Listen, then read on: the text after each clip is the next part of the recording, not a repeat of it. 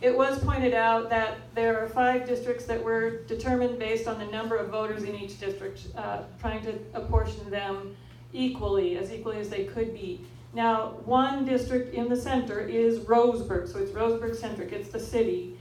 The other 4 districts do include outlying areas, so for example, I'm part of the North Roseburg district, but I'm not in the city limits. So the people who are in the city limits of Roseburg will vote in and be in District 3 in the center, but the other districts will include a preponderance of rural residents and then a few people on the fringes, like myself, who I'm close to Roseburg, but I'm not in the city limits. That's the way I understand it. Is that the way you read it? Or? I don't think we can answer that beyond telling you that the districts have to be roughly equal. How they're drawn is a matter for the drawer, or the drawers, and for the electorate to determine if they like the way they're drawn.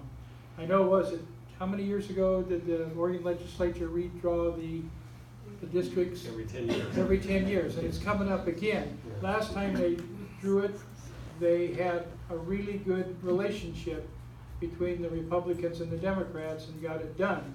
Frohnmeyer was there from down in Medford. But I don't know if that's going to happen now. As Bill and I were talking, there's a Supreme Court case right now regarding Wisconsin. Yes. Yeah, and gerrymandering, which may provide some advice. But I like to think that people, again, this may be naive, deer in the headlights, but I like to think that people can get together and look and come up with something fair, that in which you have the numbers are roughly equal and that the interests are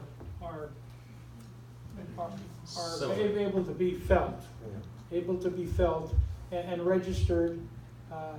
This is a participatory democracy, and if people don't feel like they have a right to participate, then they're outside the tent. And when people are outside the tent, they become more disgruntled and they don't support the democracy.